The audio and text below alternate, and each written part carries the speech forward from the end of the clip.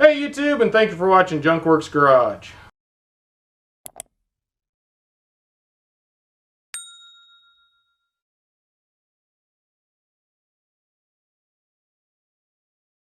You ever been opening up packaging, trying to pop these things off, and it comes off inside there?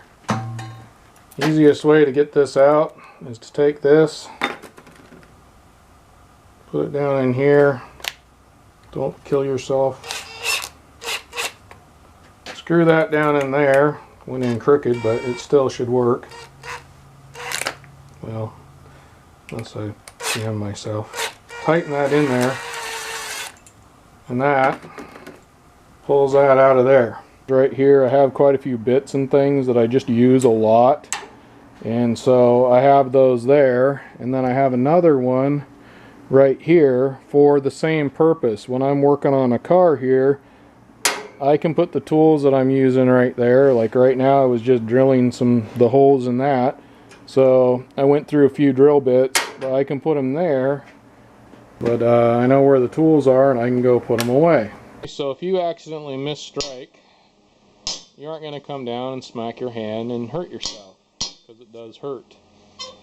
Second thing, instead of looking down here where you're what you're striking, look at the top of the head when you're hitting. Make sure your punch or chisel or whatever it is you're pounding on is where you want it, and then don't take your eye off the top here once you get it there, and that will make sure that you don't miss it. Not to mention, when that came through, as you notice, that's how I hit my hand last time. When it came through, it fell and it went like that, smacked me in the hand. That's what made me decide I wanted to go get this and show you this little tip and trick, because it does hurt when you smack your hand. If you know any welding shops around you, go check them out, because they get a lot of grinding discs and they don't really hold on to them that long. They use them until they kind of stop working, and then they throw them on the ground. And I used to actually work in a shop where they would do that, and I was the janitor there, and I asked them and they said, yeah, go ahead and take them, we don't have any use for them. So you might be able to get good grinding discs for free, and I'll show you why I can use things that they won't use. For my grinding, my little grinder, I got a little, I think it's a 5-inch grinder. It goes on down, and so that's the discs that I cut out of these bigger discs to make it work. And as you can see, they also have this metal thing here. I don't need that in the discs I use, so I just take that,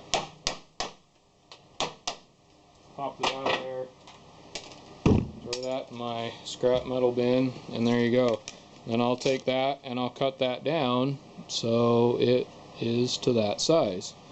Not to mention, when you do your grinding discs like this, especially these heavier ones, these edges, they're rounded now, but when they have points on them, they really cut quick. It's an old trick that we used to use when I was a drummer, and when the cymbals started cracking and you wanted to get a little bit more life out of them. And what we did, hopefully you can see this, right there at the end of the crack I drilled a hole. And what that should do is make that so it's not going to go any further. Now it'll work for a while on a cymbal. Hopefully it'll work for longer on here. The next step you're going to want to do, if you're doing it on an RV like I'm doing right here, is take your favorite silicone or caulk or whatever you want to use. Make sure it's outdoor, obviously, and fill that in. What I'm going to use, this right here. And what that is, it's called Eternabond, and quite honestly, you'll have either watched or here coming up soon I'll have a video on this stuff, but for now I just need a little piece of it here, so I thought I'd just show it to you. And I'm going to take that, I'm going to clean it up with isopropyl alcohol real good and a rag, and I'm going to put this over the top of it.